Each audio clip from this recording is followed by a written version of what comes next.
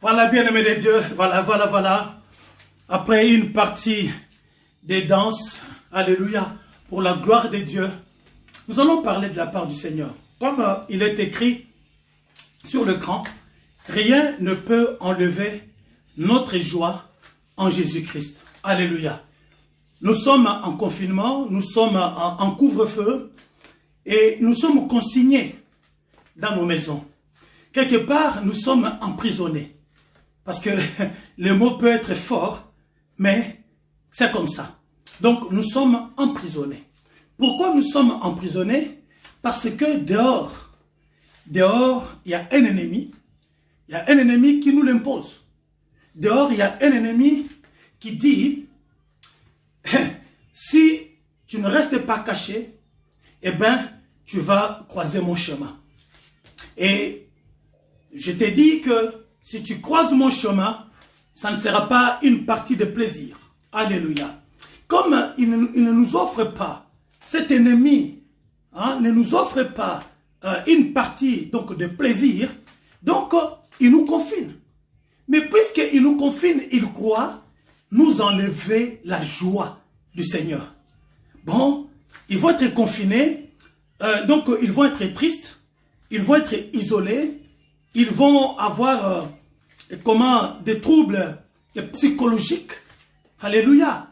Mais il oublie que c'est dans le retranchement, dans les reculs, dans l'isolement, alléluia, que nous allons à la rencontre de notre Dieu.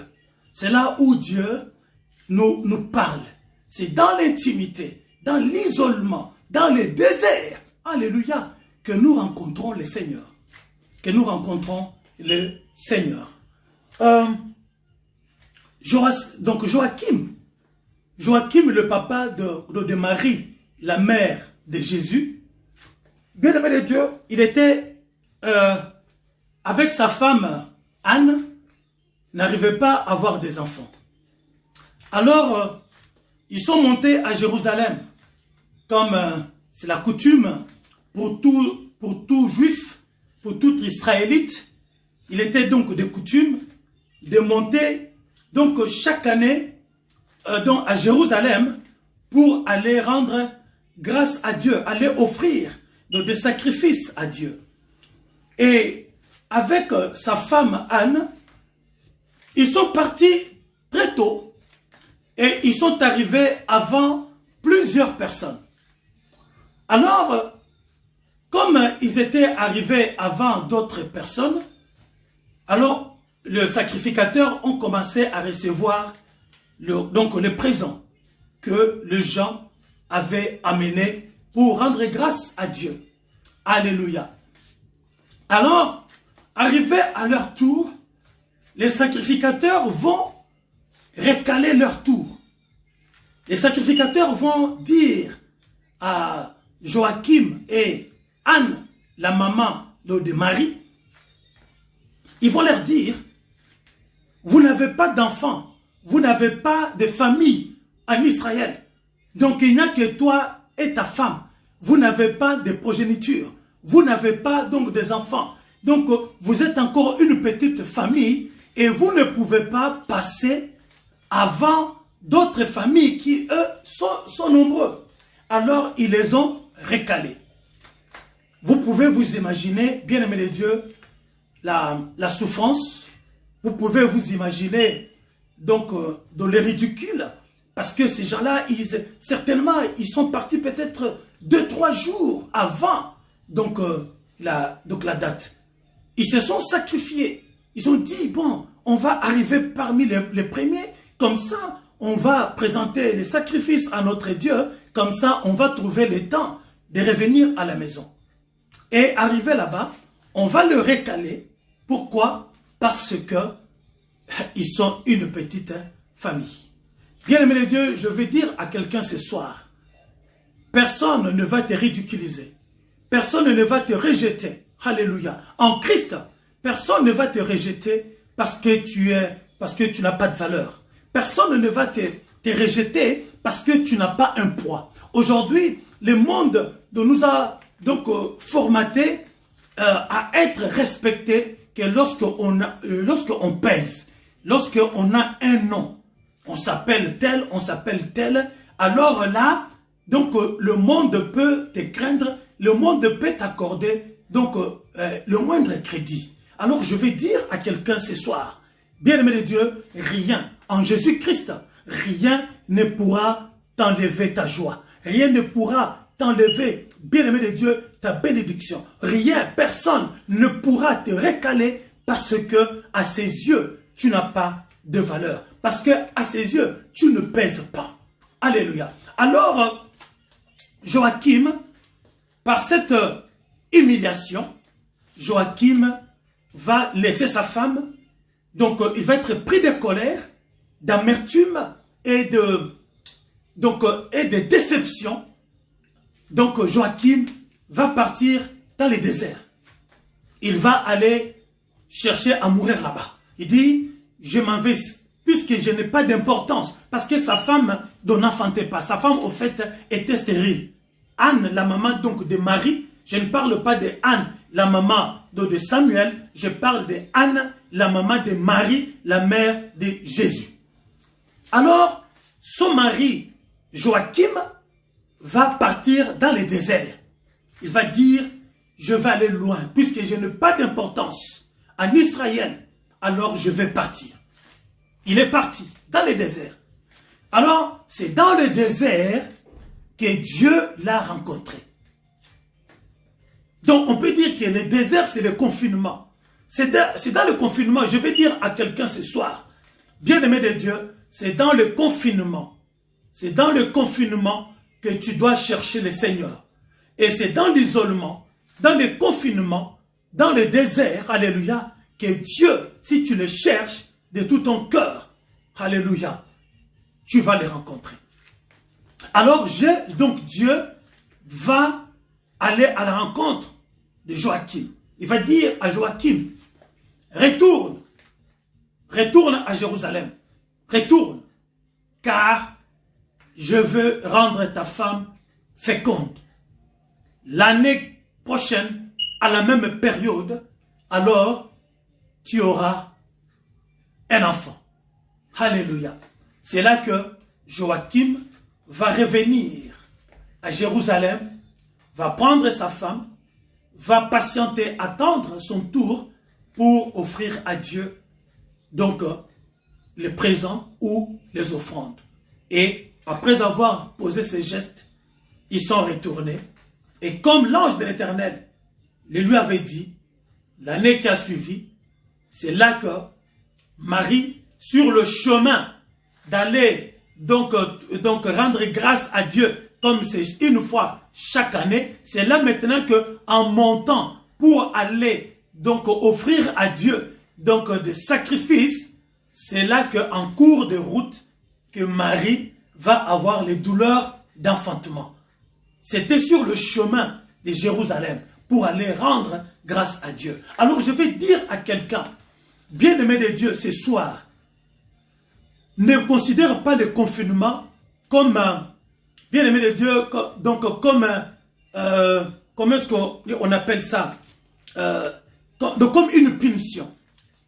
Enfant de Dieu, considère le confinement comme une occasion que la pandémie là, de coronavirus t'a offerte, alléluia. Donc on considère ça comme une occasion que Corona t'a offerte pour tisser encore des liens avec ton Dieu. Et, bien-aimé de Dieu, je peux te dire que alors personne ne pourra enlever ta joie. Alors, nous allons lire la parole du Seigneur dans le livre donc de Jean, Jean au chapitre 10 et au verset 10.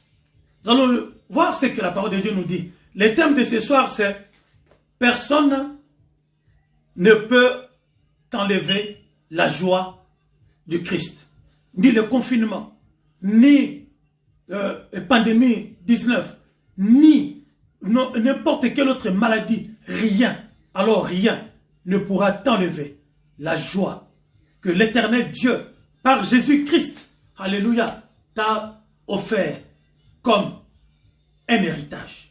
Car c'est notre héritage. Alléluia. La Bible nous dit, Le voleur ne vient que pour dérober, égorger et détruire. Moi, ce soir, je peux dire que coronavirus, il vient que pour dérober, égorger et détruire. Coronavirus a dérobé le mari de quelqu'un ce soir. Coronavirus a dérobé la femme de quelqu'un ce soir. Coronavirus a dérobé les parents de quelqu'un quelque part dans le monde. Il y a donc des orphelins, il y a des orphelines, il y a donc des veuves. Il y a des veuves bien-aimés de Dieu que coronavirus a frappé devant leur porte. Non seulement il a frappé, mais il a pris l'audace d'entrer et de s'aimer. Alléluia, la désolation. Voilà pourquoi la Bible nous dit que l'ennemi ne vient que pour dérober, égorger et détruire. Cette coronavirus, cette corona-19 là, Covid-19, ne vient que pour s'aimer les désastres dans nos vies. Alléluia. Alors la Bible nous dit, le voleur ne vient que pour dérober, égorger et détruire. Moi, je suis venu afin que le brebis ait la vie et qu'elle l'ait avec abondance. Pendant que l'ennemi, lui, vient pour dérober, égorger et détruire, notre Seigneur, lui, il vient pour donner la vie. Non seulement la vie, mais il donne cette vie avec abondance. Dans l'abondance, bien-aimés de Dieu, comprenez la joie, la percée, la paix, alléluia, les rayonnements. Bien-aimés de Dieu, comprenez aussi l'élargissement. Comprenez dans l'abondance que Christ amène dans nos vies. Comprenez aussi donc la grandeur, l'excellence. Jésus ne vient pas que pour donner la vie. Parce qu'il est lui-même la vie. Il dit, je ne viens pas que pour donner la vie. Mais je viens pour donner la vie. Et au-delà de cette vie, je donne aussi une vie abondante. Une vie abondante. Bien-aimé de Dieu en Jésus-Christ, personne ne peut enlever ta joie. Même si tu es en confinement, bien-aimé. Regardez comment je transpire. Je viens de danser pendant au moins une demi-heure là. Pour la gloire de Dieu. Alléluia. Mais le Covid est là. La maladie est là. Alléluia. Le couvre-feu est là. Mais cela ne m'a pas enlevé ma joie. Alléluia. Parce que la joie n'est pas que dans la rue. La joie n'est pas que donc dans les salles où nous allons pour chanter, louer, prier Dieu. Alléluia. Parce que la véritable église, ce n'est pas les salles où nous nous rassemblons pour louer Dieu. Ça, là-bas, ce n'est pas l'église. L'église, c'est nous. Parce que Paul nous dit, ne savez-vous pas que vous êtes les temples du Saint-Esprit? Parce que l'église, c'est le lieu d'habitation de Dieu. C'est l'endroit où Dieu vient habiter. Alléluia. Jésus-Christ dit, le Fils de l'homme n'a pas un endroit où reposer la tête. Donc il cherchait un endroit où entrer et donc se reposer. Le repos ici, selon le Seigneur, ce n'est pas le repos de dormir. C'est le lieu de trouver maintenant une occasion de faire éclater la gloire de Dieu. Parce que c'est lui qui a Christ en lui. Christ trouve maintenant le repos. Christ trouve maintenant l'occasion de pouvoir maintenant, alléluia, accomplir maintenant le plan parfait de son Père.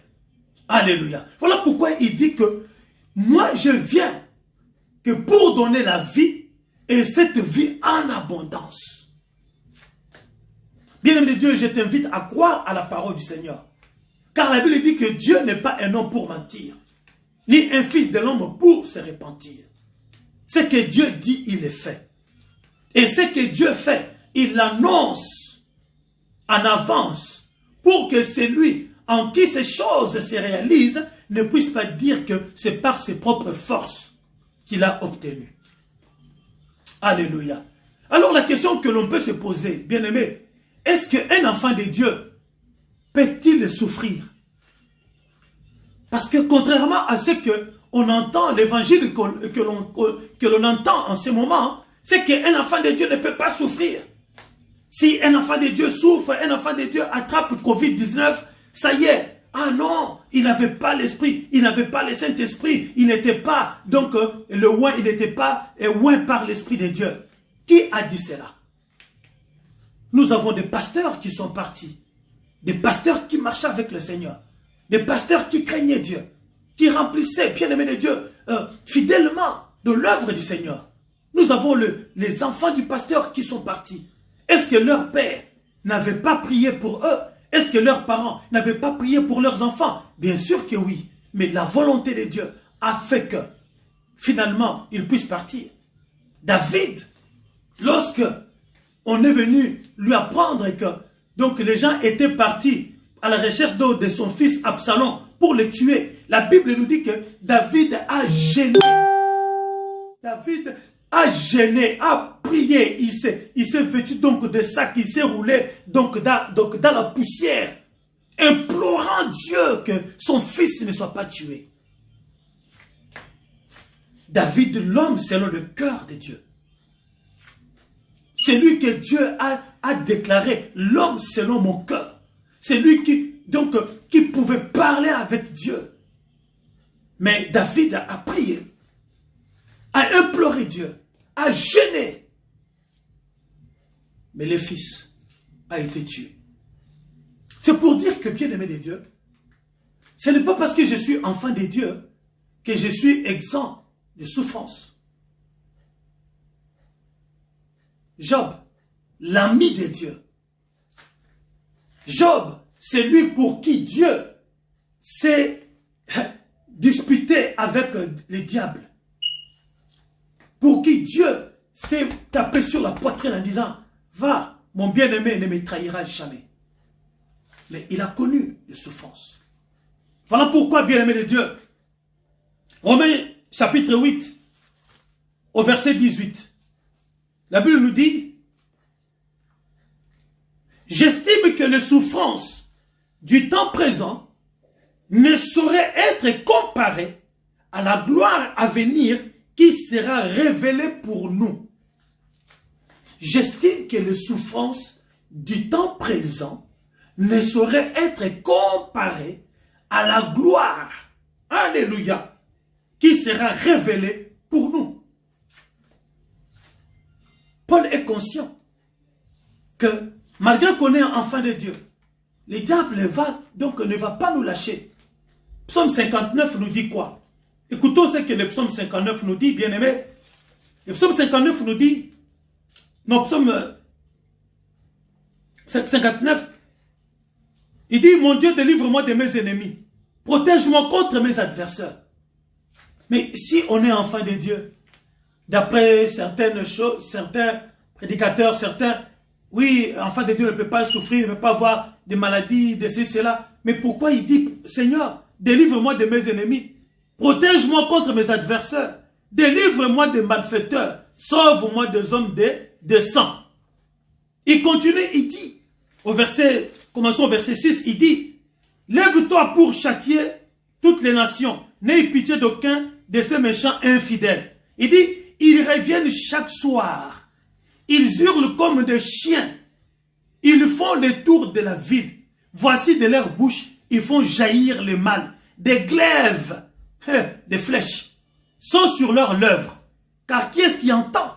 Et toi, Éternel, tu te ris d'eux. Ça veut dire qu'ils reviennent, ils font le tour de la ville.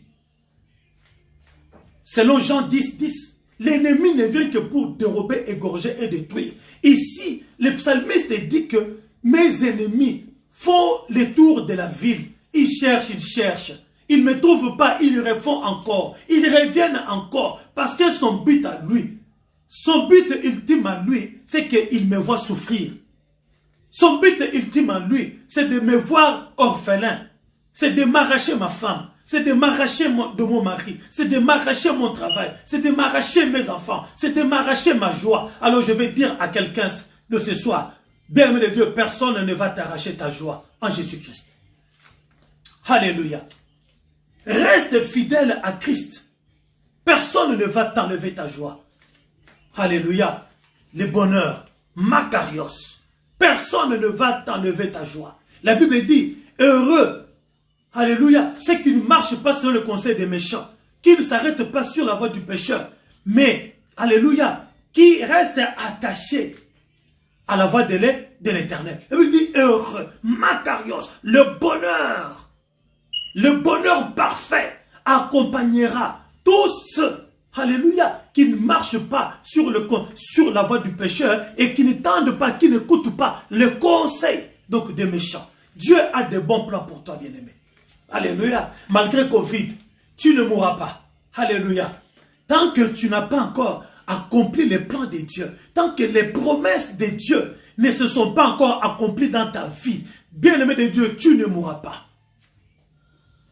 Gloire à Dieu. Maman Lili Yuma, bonsoir. Que Dieu te bénisse. Alléluia. Personne, bien-aimé de Dieu, ne t'enlèvera la joie du Seigneur. Malgré le Covid. Maman félicité. Bonsoir. Que Dieu te bénisse. Malgré Covid, malgré confinement. Bien-aimé de Dieu, il y a beaucoup de gens. Le confinement les a rendus fous. Mais toi, tu ne seras pas fou. Toi, tu ne seras pas folle. Alléluia.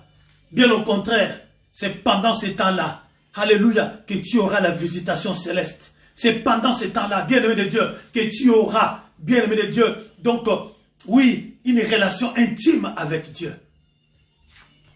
Parce que Dieu profite donc de tels moments pour donc peaufiner sa relation avec ses enfants. Il a dit, je suis venu pour que mes brebis aient la vie et cette vie en abondance. Il dit, j'estime que les souffrances du temps présent, bien-aimé de Dieu, qu'on ne te trompe pas. Ce n'est pas parce que tu es chrétien, parce que tu pries, parce que tu jeûnes, que tu es à l'abri.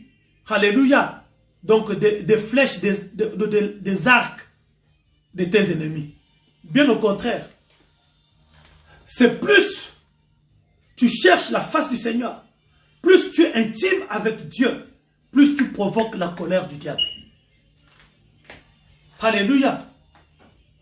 Ça, on oublie de nous le dire. Plus tu cherches l'intimité avec Dieu, plus Dieu t'aime, plus Dieu te montre de son amour, te renouvelle son amour. Comme la Bible dit que ses bontés ne sont pas épuisées, ses compassions ne sont pas à leur terme, mais elles se renouvellent chaque matin dans nos vies. Plus la bonté de Dieu se renouvelle dans ta vie, plus, bien-aimé de Dieu, tu es la cible du diable. Parce que son rôle à lui, bien-aimé de Dieu, c'est de te faire rater les plans de Dieu. C'est de te faire rater la gloire de Dieu. C'est de te faire rater, bien-aimé de Dieu, les promesses de Dieu, l'héritage que Dieu t'a promis. Alors pour cela, il ne va pas te laisser tranquille. Détrompe-toi. Donc, simplement, de mot de tête, on perd la tête et on perd la foi. Oh Seigneur, je pense que c'est le Covid là. Seigneur, pourquoi m'as-tu abandonné? Pourquoi m'as-tu abandonné? La plupart, bien-aimés de Dieu, utilisent abusivement, utilisent sans révélation le psaume 25. Mon Dieu, pourquoi m'as-tu abandonné? Qui t'a dit que Dieu t'a abandonné? Alléluia. Qui t'a dit que Dieu t'a abandonné? Parce que Matthieu nous dit, voici je suis avec vous tous les jours, jusqu'à la fin du monde. Qui t'a dit que Dieu t'a abandonné? Lorsqu'on te dit que, ça y est, on a décelé coronavirus, tu as les résultats. Aïe, ça y est, pour toi, la vie est terminée. Tu perds ta foi, tu deviens fou, tu perds la tête. Tu commences à te demander, ah, pourquoi moi? Pourquoi moi? Pourquoi moi? Mais oui, justement toi, parce que tu as une relation avec Dieu. Parce que les diables n'aiment pas ceux qui ont une relation avec Dieu. Alléluia. Et même cela, Dieu le permet, alléluia, Dieu le permet pour faire sortir en toi, alléluia, donc les divins qui est en toi. Bien le Dieu, la foi dont on parle là, on mesure la foi que devant un problème. C'est là où on mesure la foi. C'est là où on teste la foi. Les tests de la foi, bien Dieu, c'est la souffrance. Les tests de la foi, les jauges de la foi, les baromètres de la foi, les thermomètres de la foi, bien Dieu, c'est la souffrance. C'est la maladie, c'est la disette, c'est le désert, c'est l'abandon des autres, c'est l'isolement, c'est le confinement, c'est le couvre-feu qui est les jauges, qui est les thermomètres, qui est, alléluia, les tests de la foi. Parce que tant que tu ne rencontres pas la souffrance, tant que tu ne rencontres pas des difficultés, bien le Dieu, tu ne sauras pas mettre ta foi en exergue. Tu ne sauras pas mettre ta foi, alléluia, donc en place ou bien en mécanique. Tu ne pourras pas mettre ta foi en place. La foi, bien-aimé de Dieu, à l'image de Job, la foi c'est lorsqu'il y a des problèmes. Job a dit quoi? Quoi? Dois-je régner Dieu? Dois-je me détourner de mon Dieu? Parce que la maladie a frappé ma maison? Dois-je blasphémer contre mon Dieu? Parce que mes enfants sont morts? Mais c'est Dieu qui donne. Et c'est Dieu qui répond. Quand il avait donné, j'étais dans la joie. Mais quand il a repris, je dois être aussi dans la joie. Alléluia. C'est ça la foi en Christ. Donc il dit que j'estime que les souffrances du temps présent ne sauraient être comparées à la gloire qui sera révélée pour nous. Bien-aimé de Dieu, ne perds pas le royaume à cause des souffrances de ces temps présents. Nous sommes au temps de la fin. La Bible nous a prévenus que les temps seront difficiles. Les temps seront difficiles. Les diables et ces démons vont monter en puissance. Vont monter en puissance. Ils vont multiplier les souffrances.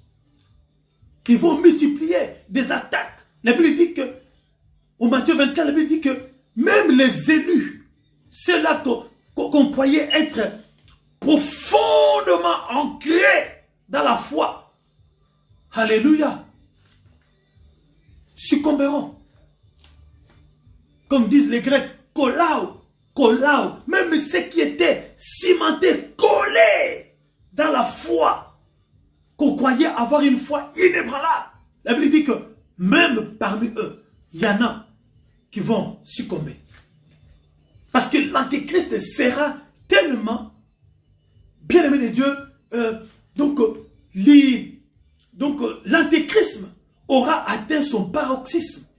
Un degré tel que si tu n'es pas vraiment attaché, comme Christ dit, je suis le cep et vous êtes les sarments. Si tu n'es pas vraiment attaché à Christ, tu vas tomber. Tu vas tomber. Gloire à Dieu. Alors nous allons aller dans le livre donc, de 2 Corinthiens. 2 Corinthiens au chapitre 4. Écoutons ce que la parole de Dieu nous dit. Nous allons lire à partir donc du verset 8. 2 Corinthiens chapitre 4 à partir donc du verset 8. C'est là où nous allons entrer encore plus en profondeur. La Bible nous dit, nous sommes pressés de toute manière. Nous sommes pressés. Pressés par qui? Nous sommes pressés par les diables, par des problèmes. Il dit, nous sommes pressés de toute manière, mais non réduits à l'extrémité. Nous sommes pressés de toute manière, mais jamais réduits à l'extrémité. combien qui aujourd'hui, bien-aimés de Dieu, à cause de ces Covid-19, qui ont abandonné leur foi? Combien qui prient, malgré qu'ils prient, mais ils ne croient pas que lorsque le coronavirus va les toucher, donc ils seront guéris. C'est-à-dire qu'ils ne croient plus à la puissance de Dieu qui est en eux. Ils sont devenus extrêmes. Nombreux, bien-aimés de Dieu. Combien, bien de Dieu, qui ne supportent pas, alléluia, qui ne supportent plus les souffrances du temps présent. Comme Paul dit, dans le livre donc des Romains, que j'estime que le souffrance du temps présent ne saurait être comparé à la gloire qui sera réservée pour nous. Ici, il dit, nous sommes pressés de toute manière. Personne n'y échappera. Personne. Ni pas les archibishops. Ni de tout ce qu'on connaît là. Les évêques, tous les noms qu'on se donne là. Personne n'échappe à l'oppression. Il dit, nous sommes pressés de toute manière. Ici, le pressé, c'est de ne pas être pressé, aller vite. Nous sommes pressés. Vous savez, comme le citron, les diables nous pressent. Les diables nous pressent. Aujourd'hui, on nous parle donc des vaccins là. Ils nous pressent. Hein? Ils nous pressent. Ils mettent donc des lois. Ils serrent des lois. Ils nous confinent. Déjà qu'on est confiné à la maison. Ils nous confinent maintenant même donc dans les pays où nous sommes. Tu ne peux pas sortir. Tu ne peux pas entrer. Ils nous pressent. C'est ce que Paul dit. Nous sommes pressés de toute manière. Nous sommes pressés, écrasés. Mais il dit, mais non réduits à l'extrémité. C'est-à-dire au point de régner Dieu. Au point d'abandonner Dieu. Nous sommes pressés, mais jamais réduits à l'extrémité. Les extrémistes là, ceux qui sont déçus donc de, je ne sais pas, de leurs imams ou de leur, ils deviennent extrêmes. Mais nous, enfants de Dieu, nous n'abandonnerons pas notre foi. Nous ne serons pas extrémistes. Comme la femme de Job, il disait à son mari, mais deviens extrémiste. Insulte ton Dieu. Pourquoi telle souffrance? Pourquoi être si pressé comme ça? Comme un citron. Insulte ton Dieu. Comme ça, il va te tuer. Donc cette souffrance va s'arrêter une fois pour toutes. Il dit non. Je préfère encore supporter une telle souffrance que blasphémer contre mon Dieu. Alléluia. Il dit, dans la détresse, nous sommes dans la détresse.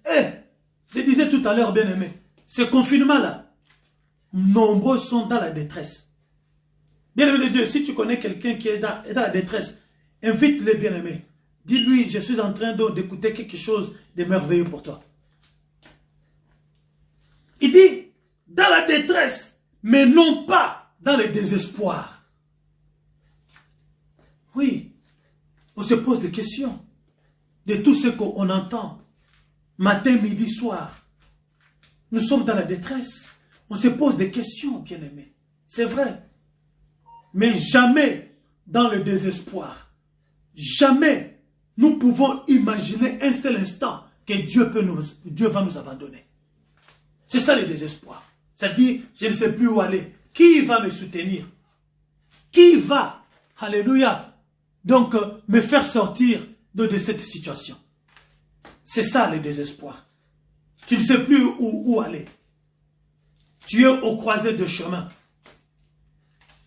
Tu te demandes, où vais-je aller? À droite ou à gauche? Mais avec Jésus, on ne se pose même pas de questions parce qu'il a dit, je suis le chemin. Je suis le chemin. Viens, marche sur moi. Marche sur moi. Je t'amènerai à l'autre bord. Alléluia. Jamais nous allons donc plonger dans le désespoir, malgré la détresse. On se pose des questions sur Covid-19. On se pose des questions sur le vaccin qu'ils vont nous donner. Parce que on a beaucoup extrapolé sur ces vaccins. On en a beaucoup entendu. Les signes de la fin des temps, les ceci, cela. On se pose des questions. On est dans la détresse. Mais malgré ces questions-là, nous ne devons pas plonger dans le désespoir. Parce que notre espérance, c'est Jésus-Christ. Alléluia. Notre espérance, c'est Jésus-Christ. Il continue, il dit, persécuté, mais non abandonné. Ah oui, bien-aimé. Nous sommes persécutés par des hommes. Nous sommes persécutés par les systèmes mis en place par les hommes. On parle donc de nouvel ordre mondial. Alléluia. Nous sommes persécutés d'une manière ou d'une autre. Aujourd'hui, on nous sort des vaccins. Mais il y a d'autres médecins qui disent qu'il y avait donc des médicaments qui coûtent moins cher, qui étaient donc en pharmacie, qui pouvaient, bien le Dieu, nous guérir de cette maladie. Mais ils ont enlevé ces médicaments-là pour nous imposer donc des vaccins. Parce que derrière, il y a l'argent. Voilà pourquoi la Bible dit que nous sommes persécutés, mais non abandonnés. Bien-aimé de Dieu, personne ne va t'enlever ta joie en Jésus-Christ. Parce que Christ, lui, ne t'abandonne pas. Même si tu es persécuté. Alléluia. Étienne était persécuté. Étienne était lapidé. Bien-aimé de Dieu, on avait creusé un trou. On l'a mis dedans avec les bras le long du corps. Il n'avait plus que le torse avec la tête. Bien-aimé de Dieu, qui recevait des pierres. Il était lapidé. On lui demandait quoi? On lui demandait tout simplement de régner sa foi. De régner Jésus-Christ.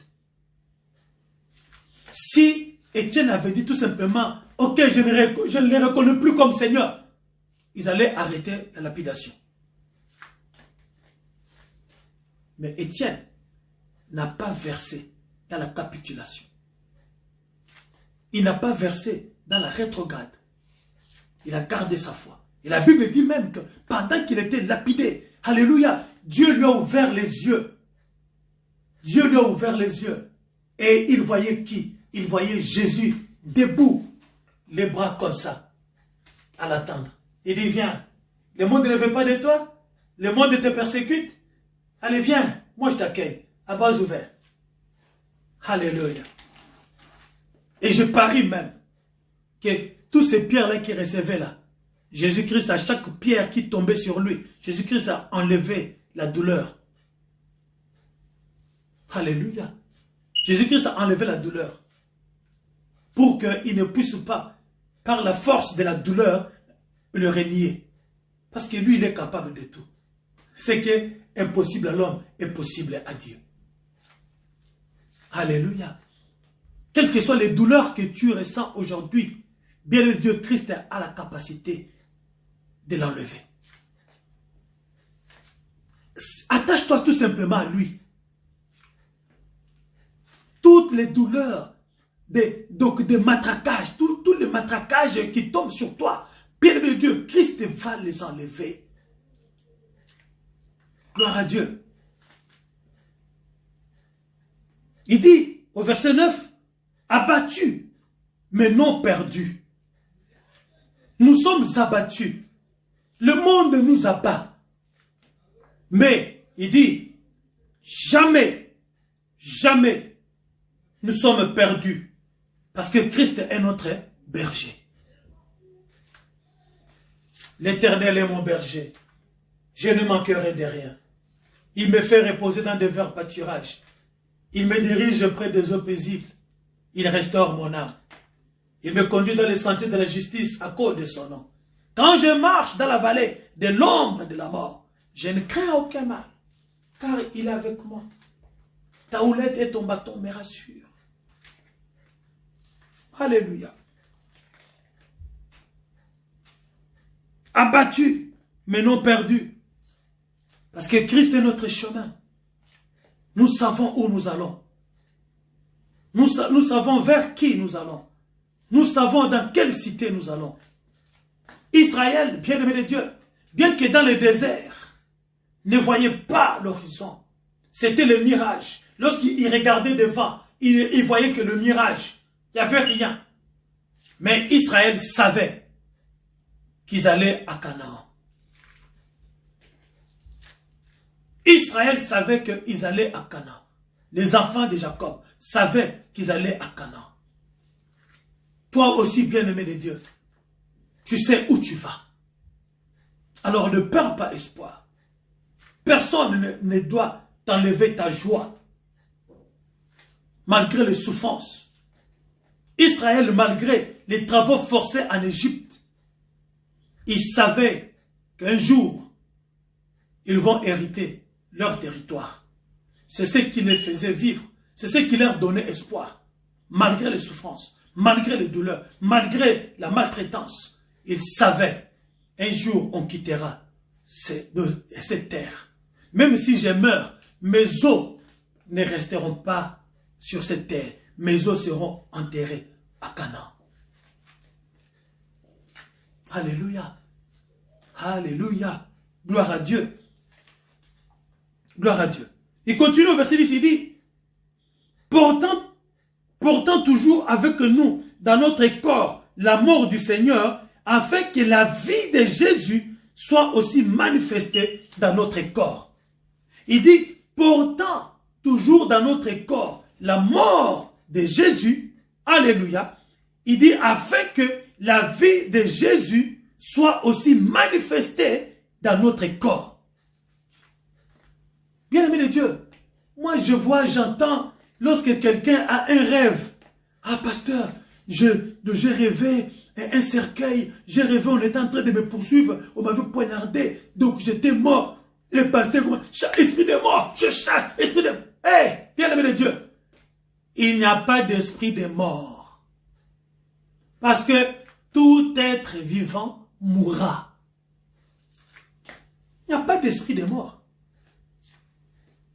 Si tu chasses l'esprit de mort aujourd'hui, demain tu chasses l'esprit de mort, à 100 ans, tu chasses l'esprit de mort, à 120 ans, tu vas chasser l'esprit de mort même à 1000 ans.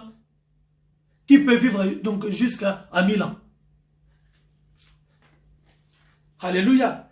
Il y a tout simplement des morts non programmées par Dieu. Ah oui, ça oui. Il n'y a pas d'esprit de mort. Il y a des morts non programmées par Dieu. Des morts programmées dans le monde des ténèbres. Pour annuler le plan de Dieu dans ta vie. Alors, ces morts-là, c'est ce que Christ va enlever. Parce qu'en Jésus-Christ, bien-aimé de Dieu, tu vas mener jusqu'à son terme le plan de Dieu. Parce que la Bible dit qu'il est l'alpha et l'oméga. Il est celui qui commence et il est celui qui termine. Lorsque tu as reçu les promesses de Dieu, bien-aimé de Dieu, ni la mort, ni la famine, ni la souffrance, rien ne viendra annuler le plan de Dieu, le promesse de Dieu sur ta vie. Tu peux passer par des turbulences, tu peux passer par des rejets, comme Joseph. Mais le plan de Dieu finira toujours par s'accomplir. Voilà pourquoi le thème de ce soir, c'est rien ni personne ne pourra t'enlever la joie dans le Seigneur.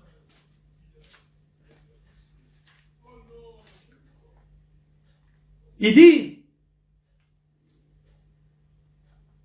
car nous qui vivons, nous sommes sans cesse livrés à la mort à cause de Jésus. Car nous qui vivons, nous sommes sans cesse livrés à la mort. Nous avons lu au début Jean 10, 10, qui dit, l'ennemi ne vient que pour dérober, égorger et détruire. Il dit que, ici Paul nous dit, nous sommes sans cesse livrés à la mort, nous qui vivons. Nous qui avons reçu l'esprit de vie, Zoé, dans notre vie, nous sommes sans cesse la cible donc du diable. C'est pourquoi nous avons dit dans Romains chapitre 8, verset 18, la Bible nous dit que J'estime que les souffrances du temps présent ne sauraient être comparées à la gloire qui nous sera réservée. Nous devons savoir cela, bien-aimés. Nous sommes censés se livrer à la mort. Les diables nous accusent. Voilà pourquoi le Seigneur l'appelle votre accusateur. Nous sommes toujours dans la ligne de mire du diable. Nous sommes dans l'œil de cyclone du diable. Il a une arme déjà bien pointée sur nous. Il nous lance sans cesse donc des flèches. Quand tu dors, quand tu sors, quand tu es chez toi, à n'importe quel moment, bien-aimé de Dieu, nous sommes la cible des diables. Par la maladie, par les accidents, par le chômage, par le célibat, par toutes choses. Il utilise toutes les armes conventionnelles et non conventionnelles pourvu qu'il nous atteigne. Mais il ne vaincra pas parce qu'il a été déjà vaincu à Golgotha. La Bible dit que il a été rendu en spectacle. Christ a déchiré l'acte dont les ordonnances nous condamnaient qui subsistaient contre nous.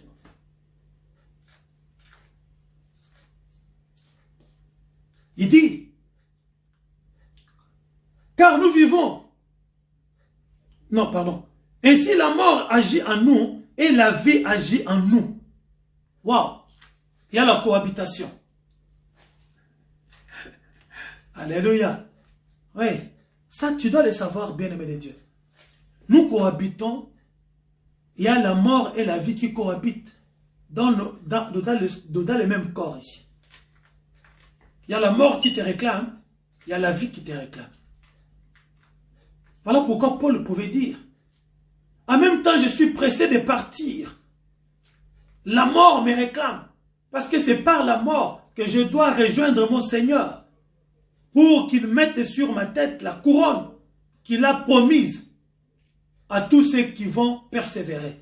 Mais moi j'ai persévéré, j'ai combattu le bon combat de la foi. Maintenant, la couronne m'est réservée et je suis pressé de partir pour la porter. Mais en même temps, la vie me réclame pour que je reste parmi vous, pour vous transmettre le message que je reçois de la part du Seigneur. Alléluia. Voilà pourquoi tu dois aimer la mort. Ah oui, je vais choquer quelqu'un. Je vais choquer quelqu'un. Voilà pourquoi tu dois aimer la mort. Toi qui as 2 pieds en Christ, toi qui as la foi inébranlable, pendant que tu n'as pas encore capitulé, bien-aimé de Dieu, tu dois aimer la mort, comme Paul. Parce que tu sais que c'est là, par là, que tu vas rencontrer ton Seigneur. N'attends pas que tu tombes, comme le Seigneur nous dit dans Matthieu 24, que même les serviteurs de Dieu tomberont. Voilà pourquoi tu dois aimer la mort. Cet thème-là, beaucoup n'aiment pas entendre ça. Aimer la mort. Lorsque tu parles de la mort à quelqu'un, au nom de Jésus-Christ, au nom de Jésus, esprit de mort, au nom de Jésus-Christ, alléluia. Jésus a dit à Judas, alors qu'il venait le trahir pour l'amener à la mort, il a embrassé Judas, il a dit, mon ami, ce que tu es venu faire, fais-le promptement. Il appelle Judas mon ami, alors que Judas vient le livrer à la mort. Il appelle Pierre, Satan, alors que Pierre veut le préserver de la mort. Il dit, maître, ne monte pas à Jérusalem, parce qu'il y a un guet-apens qui t'attend là-bas. Moi, je vais te protéger, on va rester ici. Jésus va chasser Pierre, il va lui dire, arrière de moi, Satan. Tu es pour moi donc une occasion de chute. Mais Judas qui vient pour le trahir, les livrer à la mort, il appelle Judas mon ami. Comment tu comprends ça? Il dit, ainsi la mort agit en nous et la vie agit en nous. Et comme nous avons le même esprit de foi qui est exprimée dans cette parole de l'Écriture. J'ai cru, c'est pourquoi j'ai parlé. Nous aussi, nous croyons, et c'est pour cela que nous parlons. Sachant que c'est lui qui a ressuscité, le Seigneur Jésus nous ressuscitera aussi avec Jésus et nous fera paraître avec vous en sa présence. Alléluia. Car tout cela arrive à cause de vous, afin que la grâce, en se multipliant, fasse abonder à la gloire de Dieu les actions de grâce d'un grand nombre, d'un plus grand nombre. Alléluia. Personne ne peut enlever la joie du Seigneur. La souffrance peut venir. Coronavirus peut t'attraper. Tu peux être victime de coronavirus. Mais bien-aimé de Dieu, tant que les promesses de Dieu ne sont pas encore accomplies dans ta vie, coronavirus n'aura aucun effet sur ta vie. Alléluia. Gloire à Dieu, gloire à Dieu. Alors nous allons, bien-aimé de Dieu, danser encore pour terminer notre soirée, parce que nous disons que personne ne va nous enlever notre joie, ni le couvre-feu.